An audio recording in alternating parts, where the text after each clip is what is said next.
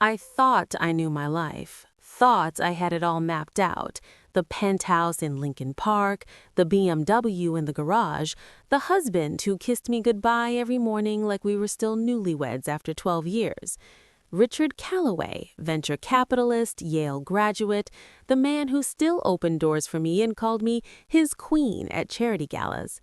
We were Chicago's golden couple, the ones people whispered about with envy at the country club.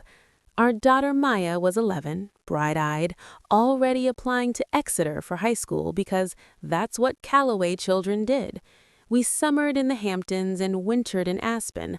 I had everything I'd ever wanted, everything my mother promised would come if I just married well and played the game right. That Saturday at Oakbrook Center should have been ordinary. Maya wanted new riding boots for her equestrian lessons, and I needed to pick up my altered Valentino dress for the hospital fundraiser. We were walking past Neiman Marcus when Maya's hand suddenly clamped around mine like a vice. "Mom, quickly, behind that pillar." Her voice was urgent, almost panicked, completely unlike her usual composed demeanor. My daughter was poised beyond her years, never rattled, never dramatic. She pulled me behind one of those massive concrete pillars near the fountain, the kind covered in that expensive Italian marble that probably cost more than most people's cars. "Don't move," she whispered, and something in her tone made my blood run cold.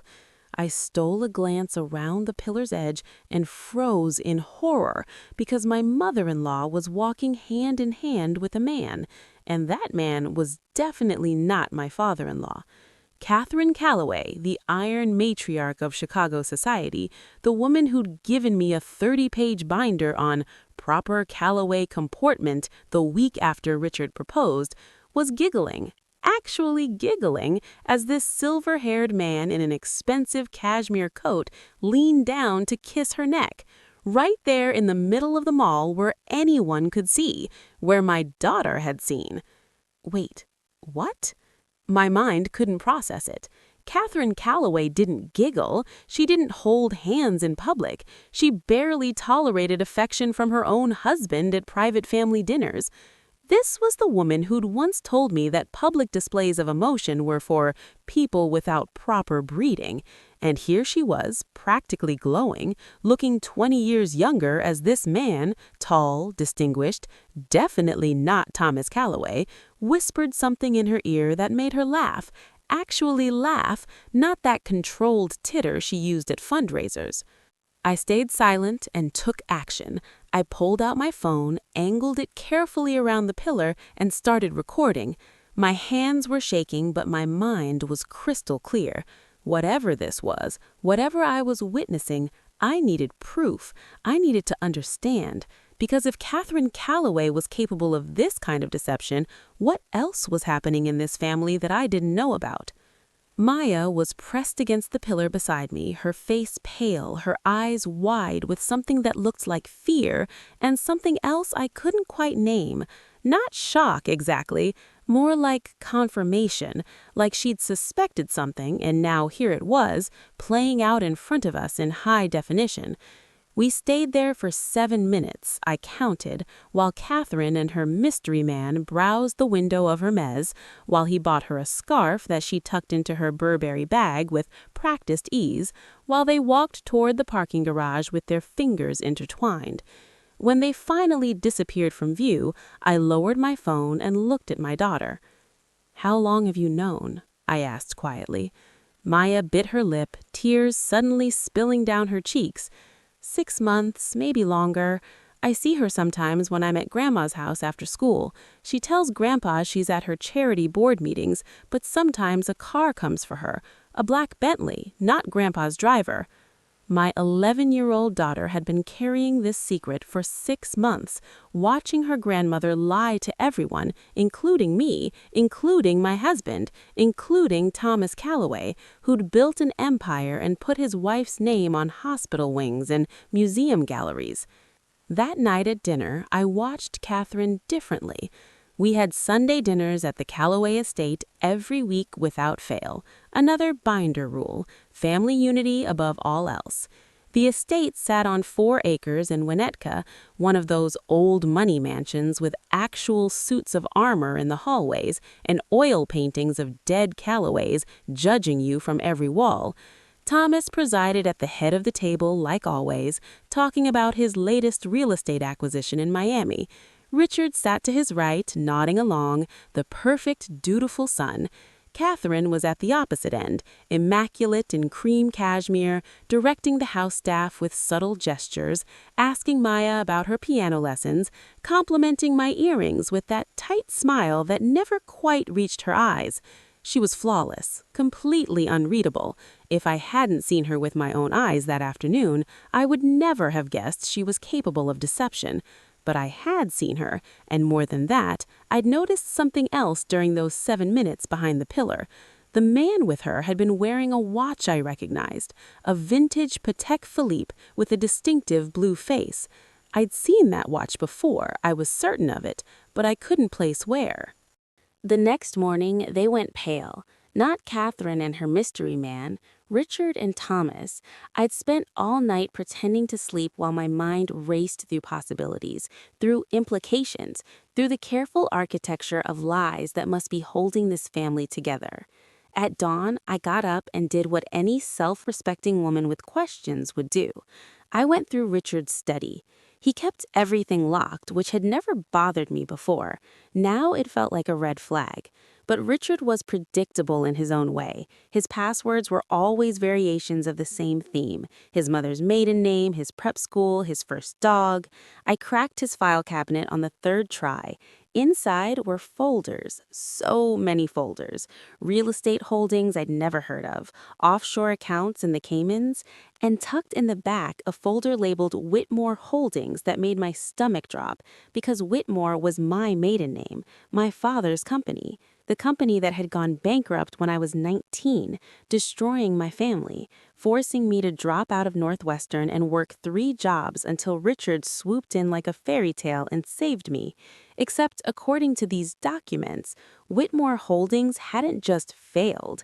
It had been systematically dismantled by Callaway Ventures, by Richard's father, by Thomas.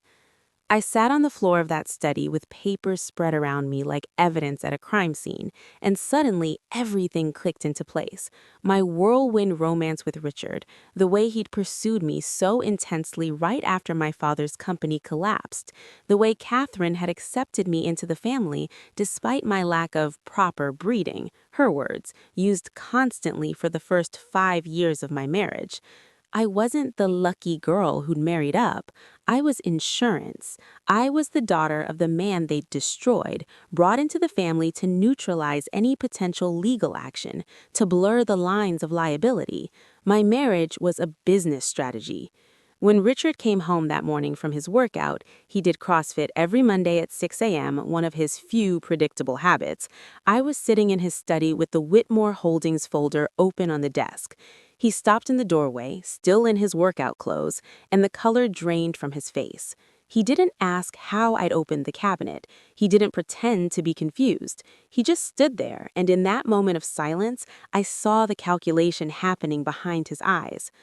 "How long were you planning to keep this from me?" I asked, and my voice sounded strange even to my own ears. Calm, almost detached, like I was asking about the weather. Richard crossed the room slowly, carefully, like I was a spooked animal that might bolt. "Natalie, you don't understand the context. Your father destroyed mine, deliberately, and then you married me to cover it up. That's the context." He flinched, actually flinched, then tried to recover. "It was business, Nat, nothing personal. My father saw an opportunity and he took it. That's how this world works." "And us? Was that business too?" Now his face did something complicated. Guilt, maybe, or the closest thing to it that Richard could manage. "At first, maybe. My mother suggested it. Thought it would be cleaner if you were family. But I fell in love with you. That was real. Everything after that was real." I wanted to believe him. God, I wanted to believe him so badly it physically hurt. 12 years of marriage, a daughter we both adored, a life I'd built on the foundation of this man's supposed love. but I kept seeing Catherine's face in the mall, that unguarded joy, that woman who was someone completely different when she thought no one was watching. And I realized Richard had that same quality. I just never noticed because I'd never thought to look.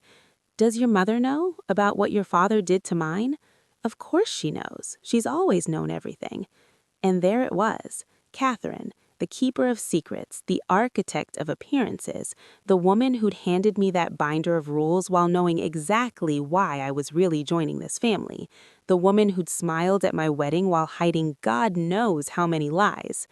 That afternoon, I picked Maya up from school early. We went to her favorite cafe in Streeterville, the one with the hot chocolate that costs $14 a cup because it's made with real Belgian chocolate and comes topped with house-made marshmallows. Maya was quiet, stirring her hot chocolate without drinking it, and I knew she was waiting for me to explain why I'd pulled her out of class. "I need you to tell me everything," I said. "Everything you know about Grandma Catherine. Everything you've seen." Maya looked at me with those serious gray eyes. Richard's eyes, Catherine's eyes, passed down through generations of Callaways who'd learned to hide their truths behind expensive educations and perfect manners. Then my daughter started talking. She told me about the Bentley that picked Catherine up every Thursday afternoon, about the weekend trip to the spa that happened once a month, always with the same story, always with photos posted to Catherine's Instagram of cucumber water and white robes that Maya suspected were stock photos because they never showed her face. About the phone calls Catherine took in the garden when she thought no one could hear, speaking in a voice Maya described as soft, like she actually cared about something. About the time Maya had used Catherine's phone to take a selfie and found text messages from someone saved only as J with heart emojis that Catherine absolutely never used otherwise. "Who's Jay?" I asked, and Maya shrugged. "I don't know, but whoever he is, Grandma's different with him. She smiles different. She laughs, like really laughs, not the fake way she does at dinner." My 11-year-old daughter had been doing detective work for months, piecing together her grandmother's secret life, and she'd never said a word. "Why didn't you tell me before?" I asked. Maya looked down at her hot chocolate. "Because I thought maybe everyone was pretending, like maybe Grandpa knew and didn't care, like maybe this is just what rich people do, have secrets and smile through dinner and act like everything's perfect when it's not. I thought maybe when I grew up, I'd have to do it too." That gutted me. The idea that my daughter thought deception was just part of the package, that love and lies were somehow inseparable in the world we'd raised her in. I reached across the table and took her hand. "No," I said firmly, "this is not what love looks like. This is not what family is supposed to be, and you will never have to pretend like this. I promise you." I spent the next week playing the perfect Callaway wife while I investigated. I showed up to my Pilates class at the right time, had lunch with the right people, smiled at the right charity events. I played the part Catherine had trained me to play, but underneath, I was working. I hired a private investigator, not one of the society ones that all our friends used for their prenups and custody battles. I found someone off the grid, recommended by my hairstylist's cousin who'd gone through a messy divorce. His name was Leo Park, and he worked out of a strip mall office in Schaumburg with water stains on the ceiling and a file system that looked like it hadn't been updated since 1987. But Leo had a gift. Within 3 days, he had a name for Catherine's mystery man.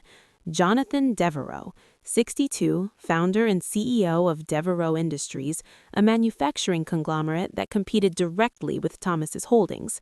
Not just her lover, her husband's business rival.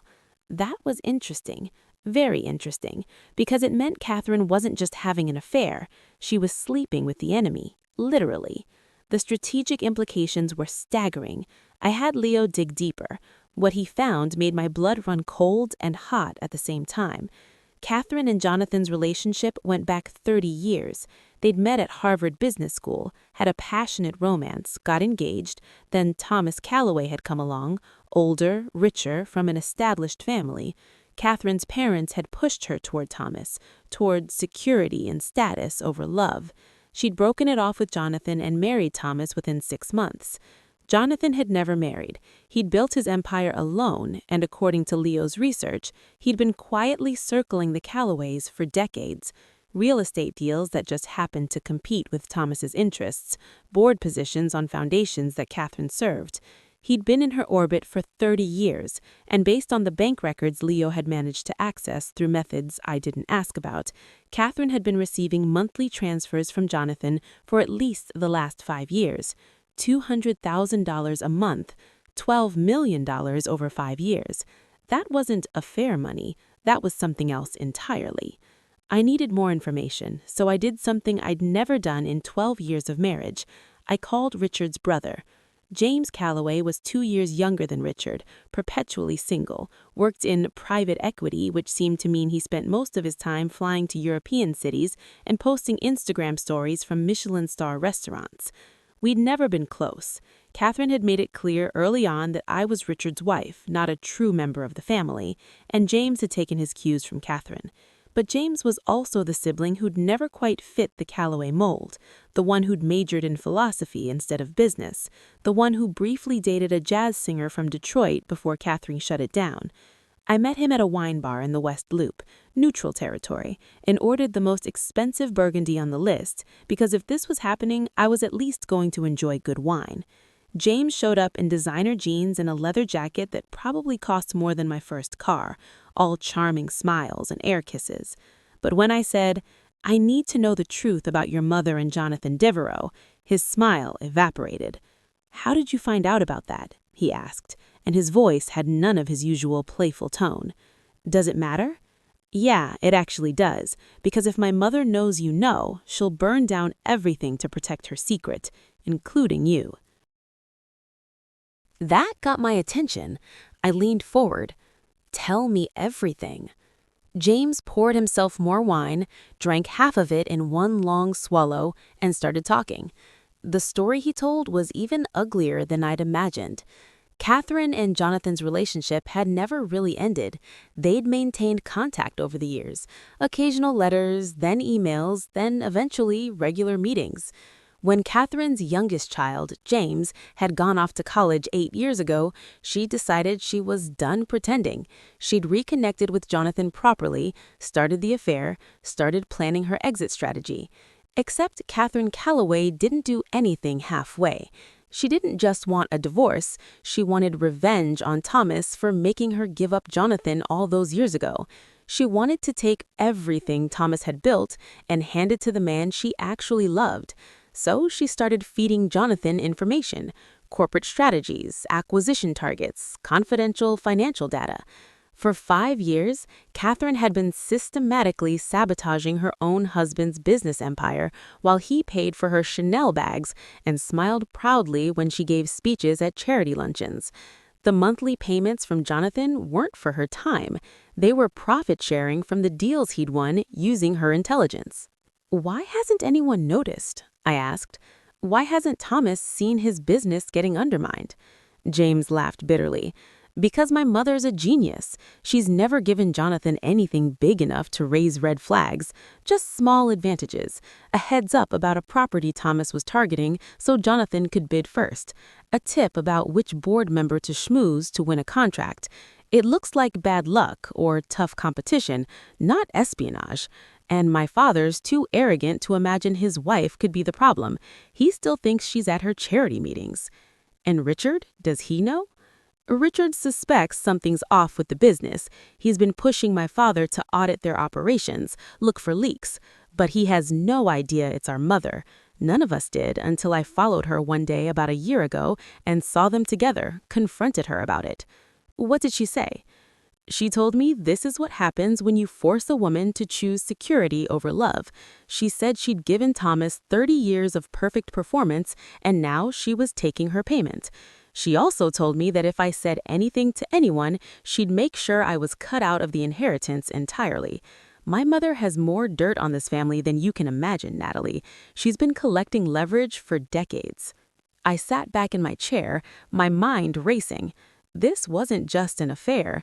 This was a decades-long revenge plot, and I was sitting on proof of it, along with proof that my entire marriage was built on the destruction of my father's company.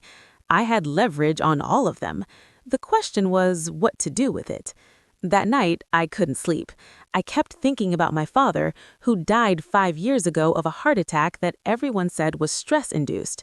I'd held his hand in the hospital while he apologized for leaving me with nothing, for failing, for not being strong enough to save the company. He died believing he was a failure, and all along, he'd been sabotaged by the family I'd married into, the family I'd defended to him when he'd asked uncomfortable questions about Richard's sudden interest in me right after the bankruptcy. My father had gone to his grave thinking he'd lost fair and square. That burned. That burned so hot I could barely breathe. But more than revenge, I wanted justice. I wanted the truth to come out in a way that couldn't be buried or bought off. And I wanted to make sure Maya never had to live in a family built on lies. So I built my own strategy. First, I made copies of everything.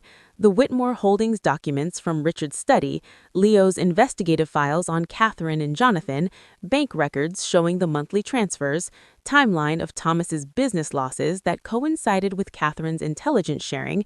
I stored copies in 3 different locations, a safety deposit box in my maiden name, with my lawyer, and with Leo. Then I started my own performance. I played the perfect wife harder than ever. I organized a surprise 40th birthday party for Richard at the Peninsula Hotel, invited everyone who mattered, gave a toast about how lucky I was to have found him. I volunteered for more charity committees, showed up to Calloway family dinners with homemade desserts, complimented Catherine's new haircut. I made them comfortable, made them think I was exactly what they'd always believed I was, decorative, controllable, content. Meanwhile, I was rebuilding my father's company. Not literally, Whitmore Holdings was long dead, but I'd found something in my father's old files that everyone had overlooked: a patent. My father had developed a proprietary manufacturing process for industrial adhesives that he'd patented 3 years before the company went under. In all the chaos of the bankruptcy, the patent had been overlooked, classified as worthless intellectual property. But it wasn't worthless. The technology was ahead of its time back then. Now, with new applications in aerospace and medical devices, it was potentially worth millions. The Calloways always sat at the head table. Thomas in his tuxedo, Catherine in whatever designer gown she'd chosen to make the society pages, Richard and I flanking them like matching bookends. This year, I wore red. Not the tasteful burgundy Catherine would have approved of, but actual, vivid, scarlet red.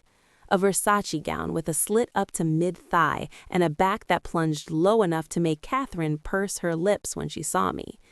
"That's rather bold," she'd said when we met in the lobby, her tone suggesting I'd shown up in a Halloween costume.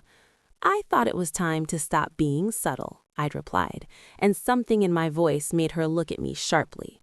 But the gala was starting, and Catherine was too well trained to make a scene. We took our places at the head table. The dinner was the usual rubber chicken and overdressed salads, served with self-congratulatory speeches about the foundation's good works. Thomas gave his annual address about Calloway family values and the importance of giving back. The irony was so thick I could taste it. Then came the auction. Luxury items and experiences donated by wealthy patrons to be bid on by other wealthy patrons, all in the name of charity. I'd made a special donation this year, a framed patent certificate, my father's patent, the one I'd just licensed to Devereaux Industries for millions. The auctioneer held it up, looking slightly confused because it wasn't the usual Aspen vacation package or courtside Bulls tickets. "Next, we have a unique item," he announced, "a patent for advanced industrial adhesive technology, donated by Natalie Calloway, a piece of industrial history with proven market value. Shall we start the bidding at $10,000? Jonathan Devereaux raised his paddle immediately. $50,000. The room murmured. That was high for what looked like a framed piece of paper. But then someone else bid, and someone else, because word had gotten around in certain circles about this patent, about the licensing deal, about the potential value. The price climbed. $100,000, $200,000, $300,000. Thomas was watching with growing interest, probably wondering why people were bidding so aggressively on something that looked like office decor. Richard leaned over to ask me what was going on. "That's my father's patent," I said clearly, loud enough for everyone at the table to hear. "The one thing that survived when your family destroyed his company." Richard went pale. Thomas's head snapped toward me. Catherine's fork clattered against her plate. But I wasn't done. I stood up, smoothing my red dress, and walked to the stage. The auctioneer looked confused but handed me the microphone when I gestured for it. "I'm sorry to interrupt," I said, my voice carrying through the ballroom sound system, "but I think there's some context that would make this auction more meaningful." Every eye in the room was on me. 500 of Chicago's most powerful people, all wondering what Richard Calloway's wife was doing on stage with a microphone. "This patent belonged to my father, David Whitmore. Some of you might remember his company, Whitmore Holdings. It went bankrupt 15 years ago." I paused. Let that sink in. What you might not know is that Whitmore Holdings didn't fail because of market conditions or poor management. It was systematically destroyed by Callaway Ventures through predatory business practices and strategic sabotage. The room erupted in whispers. Thomas was on his feet. Richard was trying to get to the stage, but hotel security, who I'd tipped very well earlier, was suddenly in the way, politely but firmly blocking the aisles. I kept talking. "I have documentation of everything: the targeted acquisition of my father's suppliers, the spreading of false rumors about Whitmore's financial stability, the strategic undercutting on bids, all designed to drive a competitor out of business." I pulled out. The patent was in my name. My father had filed it as a gift for my 18th birthday, some romantic notion about giving his daughter a piece of his legacy. I'd completely forgotten about it until I went through his old files looking for evidence of how Thomas had destroyed his company. Now that patent was my nuclear option. I contacted a patent attorney who specialized in licensing deals. We quietly started shopping the technology to companies that competed with Callaway interests. Within 2 months, I had 3 offers. I chose the one from Devereaux Industries. Yes, Catherine's lover, the man who'd been quietly funding her betrayal of Thomas. I took a meeting with Jonathan Devereaux in his downtown office, a glass tower with views of the lake that probably cost more per square foot than most people made in a year. Jonathan was handsome in that distinguished silver fox way, with the kind of confidence that comes from building an empire from nothing. He reminded me painfully of what my father might have become if he'd been given a fair chance. "Mrs. Calloway," he greeted me, all professional courtesy, "I'm intrigued by your father's patent. The technology has significant potential." "I'm aware," I said coolly.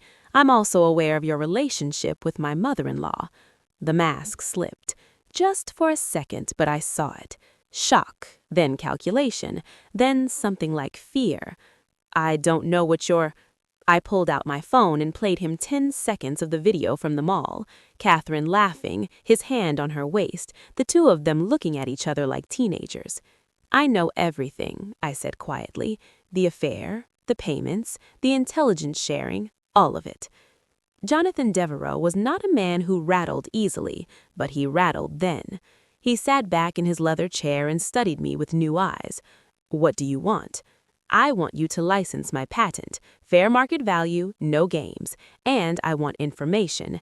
I want to know exactly how much damage Catherine has done to Thomas's business, with documentation.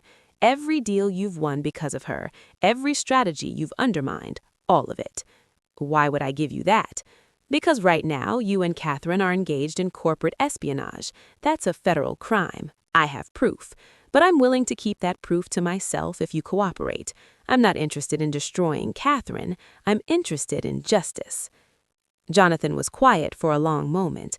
Then he did something unexpected. He laughed. A real laugh, surprised and genuine. "You're cleverer than they gave you credit for." "Everyone made that mistake," I said. "Your father-in-law destroyed your father's company. Your husband married you as insurance. Your mother-in-law has been using you as cover for her perfect family image, while she betrays everything the Callaways stand for. And you've been sitting on all of this, playing the good wife, waiting for your moment." He wasn't wrong. I nodded. So, do we have a deal? We had a deal. Jonathan licensed my patent for $4 million upfront plus royalties, and he gave me everything I asked for, a complete dossier on Catherine's intelligence sharing, documented business losses Thomas had suffered, proof of the systematic sabotage. It was damning. It was comprehensive. It was perfect. But I still had one more move to make. I waited until the annual Callaway Foundation Gala, the biggest charity event of the Chicago social season. Everyone who mattered would be there. Politicians, business leaders, old money, new money, all gathered in the ballroom of the Four Seasons to write tax-deductible checks and feel good about themselves. Security was closing in now, probably getting ready to shut me down. But I'd said what I needed to say. I planted the seeds. By morning, every media outlet in Chicago would be running this story. The Callaway family's perfect image would be destroyed. Thomas's business reputation would be in tatters.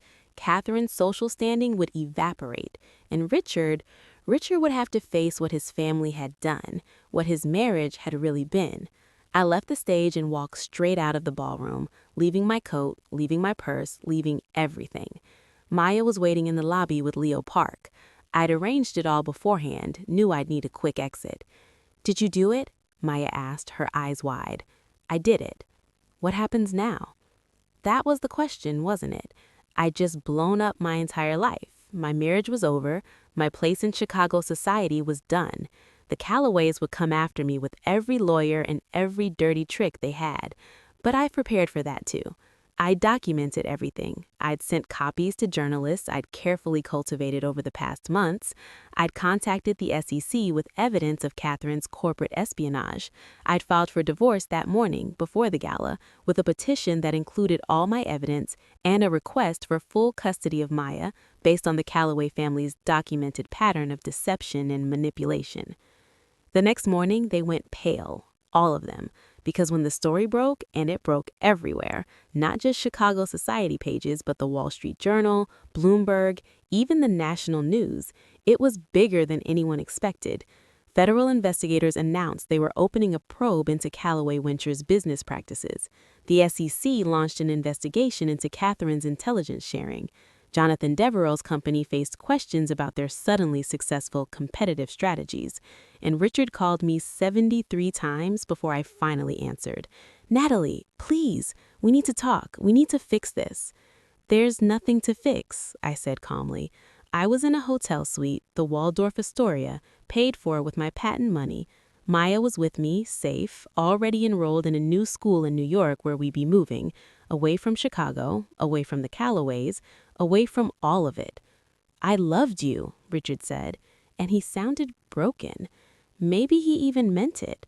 "I know you think this was all fake, but I really loved you." "Maybe you did," I acknowledged, "but you loved me inside a lie. You loved me while knowing your family destroyed mine. That's not love, Richard. That's possession." "What about Maya? What about our daughter?" "Maya and I will be fine. Better than fine. We'll be free." I hung up. In the weeks that followed, the Callaway empire crumbled in spectacular fashion. Thomas faced multiple lawsuits, including one I filed personally on behalf of my father's estate. Catherine and Jonathan were charged with corporate espionage. The charges wouldn't stick. Rich people rarely face real consequences, but their reputations were demolished. Catherine Callaway would never chair another charity board. Thomas's business ventures collapsed one after another as partners fled and investors demanded audits. Richard tried to salvage what he could, but he was tainted by association. James called me once, from somewhere in Europe, to say thanks for finally making his family honest. "Maybe now we can stop pretending," he said. I thought about that a lot, about how much energy the Callaways had spent on pretending, on maintaining appearances while rotting from the inside, about how I'd almost spent my whole life doing the same thing. The patent money grew as the technology was licensed to more companies. Within a year, I had enough to start my own venture capital firm, focused on supporting companies led by people who'd been pushed out or pushed down by the old boys network. I called it Whitmore Capital, my father's name, restored. Maya thrived in New York. Away from the pressure of being a Callaway, she became lighter, funnier, more herself. She took up painting instead of piano, joined the debate team, made friends who knew nothing about Chicago society. She told me once that she was proud of what I'd done. "You didn't just get revenge," she said. "You told the truth, even though it was hard, even though it meant losing everything." "We didn't lose everything," I corrected her. "We lost the lies. Everything real came with us." Richard sent support payments like clockwork, but didn't fight the divorce. I think he knew he'd never win. Thomas had been right about one thing. I was cleverer than they'd given me credit for. I documented everything too thoroughly, played my hand too well. The divorce was finalized within a year, remarkably quick for the amount of money involved. I got full custody of Maya, a substantial settlement, and my freedom. 3 years after that night at the gala, I was in my office on the 40th floor of a building in Manhattan when my assistant told me I had a visitor, Catherine Calloway. I hadn't seen her since the gala, hadn't spoken to her, but here she was in my waiting room asking to see me. I could have turned her away, probably should have, but I was curious. Catherine looked different, older obviously, but more than that, softer somehow, less armored. She sat across from my desk in her Chanel suit and studied me with those cold gray eyes that Maya had inherited. "You destroyed my family," she said finally. "Your family destroyed itself," I replied. "I just told the truth." And what did that accomplish? Thomas and I are divorced. He lost most of his business. I'll never recover my reputation. Richard's struggling to rebuild. Was it worth it? I thought about my father, about the apology in the hospital, about the way he died believing he was a failure. I thought about Maya, about the woman she was becoming, free from the weight of Calloway expectations. "Yes," I said simply, "it was worth it." Catherine nodded slowly, like she'd expected that answer. "I underestimated you. I saw a pretty girl my son was using for damage control, and I never looked deeper. That was my mistake." "It was one of many," I agreed. "For what it's worth," Catherine continued, "I didn't know about your father when I accepted you into the family. I found out later, pieced it together. By then, you and Richard seemed happy. I told myself it didn't matter anymore, that what was done was done." "Did you ever think about telling me?" "No," she admitted. "I was protecting my family. That's what mothers do." "That's what you tell yourself mothers do," I corrected. "But real mothers protect their children with truth, not lies.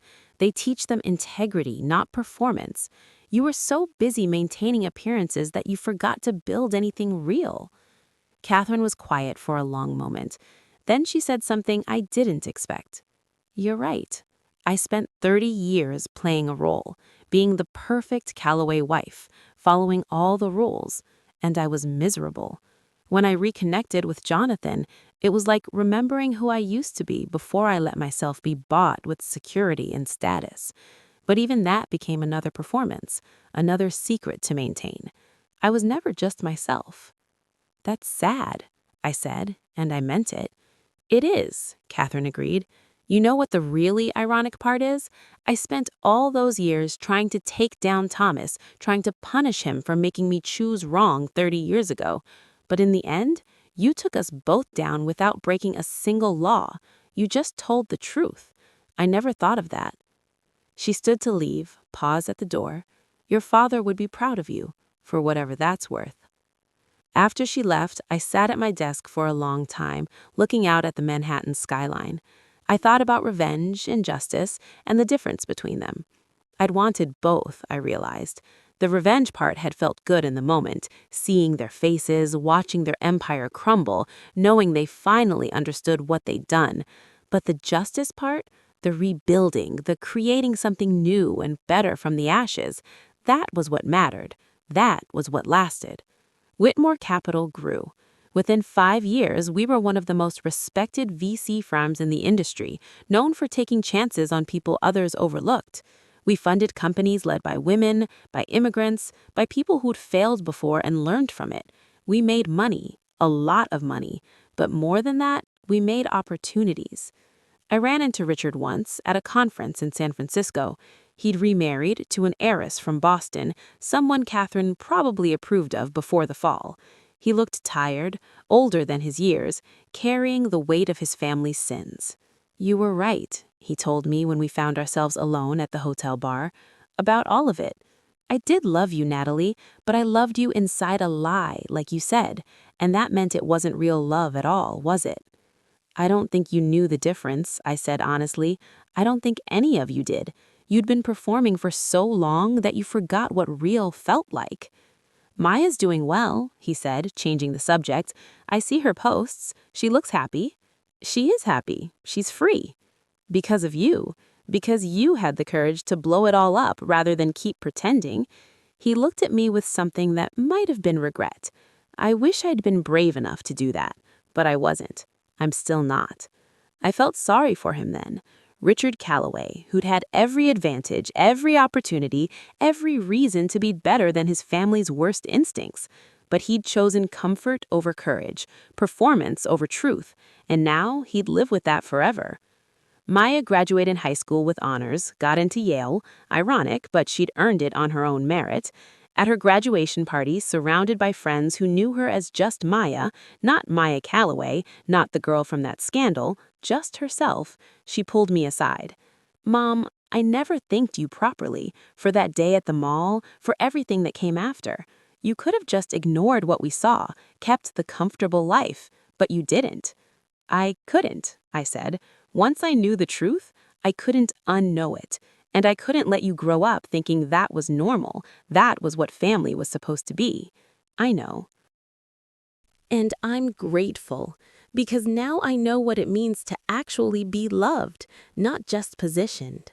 That made me cry, right there at her graduation party, happy tears for once. Sometimes I still think about that moment behind the pillar at Oakbrook Center, about my 11-year-old daughter pulling me into hiding, about seeing Catherine's face lit up with real joy as she held hands with a man who wasn't her husband. That moment changed everything. It was the thread that, when pulled, unraveled an entire tapestry of lies. But here's what I learned. Revenge is temporary. The satisfaction of watching your enemies fall doesn't last. What lasts is what you build after. The life you create from the truth, the relationships you nurture with honesty instead of performance, the freedom that comes from living without secrets. I didn't just take down the Callaways. I freed myself from them. I freed my daughter from them. And in a strange way, maybe I freed them from themselves too, from the exhausting burden of maintaining perfect appearances while rotting inside. Thomas retired to Florida, diminished but not destroyed. Catherine lives quietly in Paris with Jonathan, finally together after 30 years of stolen moments. They'll never be society darlings again, but maybe they're actually happy now. I don't know. Richard is still Richard, still trying to rebuild the Calloway name, still performing. Some people never learn. As for me and Maya, we're building something real, a company that matters, a life that's honest, a relationship based on truth instead of pretense. And every year on the anniversary of that gala, I wear red, vivid, scarlet, unapologetic red, because I'm done being subtle. I'm done playing roles. I'm done pretending. I'm just myself, finally, completely. And that's worth more than any empire built on lies, more than any society position maintained through deception, more than any inheritance that comes with strings attached. The best revenge isn't destruction. It's building a better life than they ever imagined you could have. It's raising a daughter who knows her worth. It's going to sleep at night with no secrets, no performance, no mask. It's being free. And I am. We are. And that's how the story ends.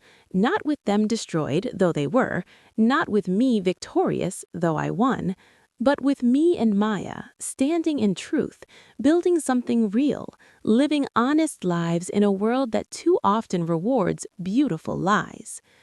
Sometimes I still see Catherine's face from that day at the mall, glowing with real happiness, unguarded and genuine. And I think maybe that's what all of us are searching for underneath the performance, the chance to just be ourselves, to be seen, to be real. I found it. It cost me everything I thought I had, but it gave me everything that actually mattered. And that's worth it. Every single time.